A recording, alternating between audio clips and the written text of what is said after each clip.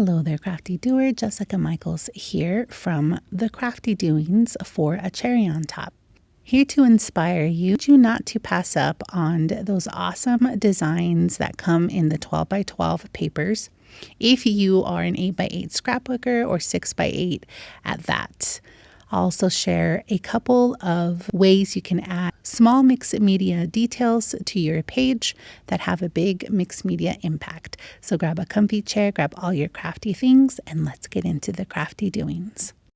We are big gamers in my family, and Monopoly happens to be the one that gets us to gather around the big table for endless hours of fun, laughter, and competition. As soon as I saw this collection from Simple Stories called Game Night, I knew I wanted this specific page. But as I mentioned, I scrapbook 8 by 8. So what I'm going to do is trim the strips.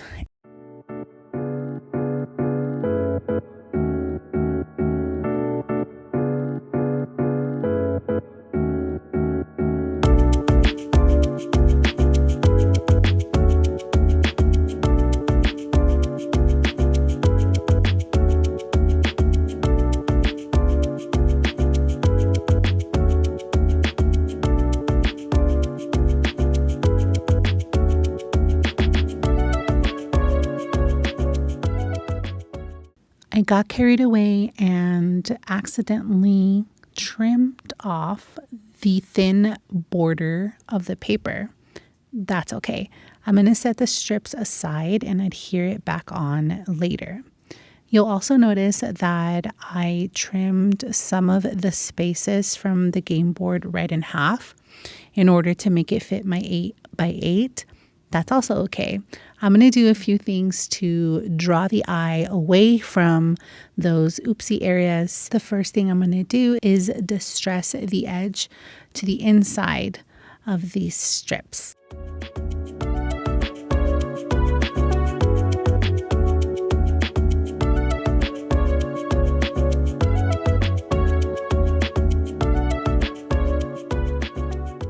To somewhat keep the integrity of the game board, I assured that I kept the 4 corner game pieces. The second thing I'm going to do to help draw the eye away from my mistakes is do a little stenciling.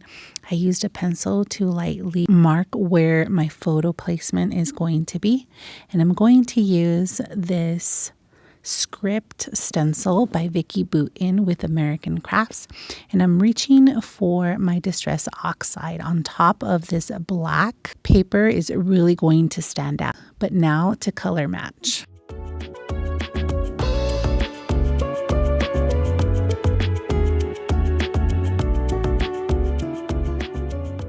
For an extra mixed media detail, I'm going to use Tim Holtz watercolor pencils and splatter a little bit on top of the stencil. Now, to be honest, I don't think it made a huge difference on whether I splattered it on top or removed the stencil first, but this was my process and I'm sharing it with you. I love these watercolor pencils because they truly do have a different texture versus the oxide or paint or any other medium. I highly recommend you try them if you haven't done so already. Keeping my photo placement in mind, I'm going to begin to adhere my border to my base.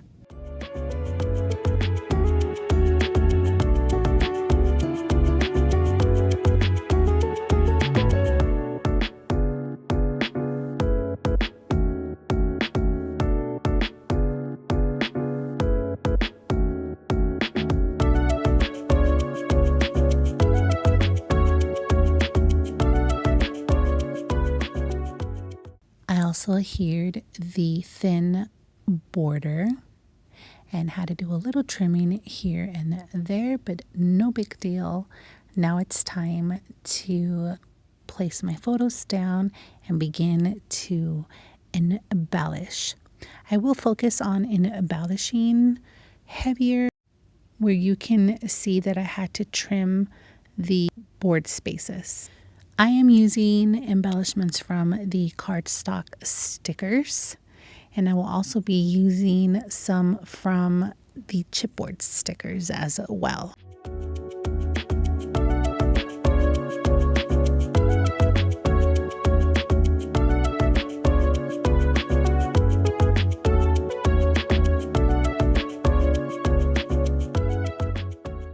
For a little bit of shimmer, I'm going to use the collection's enamel dots.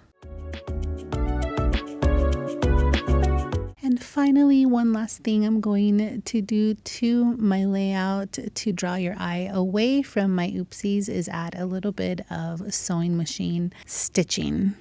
To complete my layout, I am going to roll up the paper where I distress the edges so the look is more prominent. I'm also going to tear the page a little bit so that you can see the back of it, which was that beautiful bright green. It'll help pop the green embellishments. I hope that you were encouraged to use those different size pattern and designed papers to fit your needs. I also hope that you were inspired to use a little bit of mixed media to your paper crafts. Thanks so much for stopping by. Please give this video a thumbs up and follow for more mixed media paper crafts. Until the next crafty doings.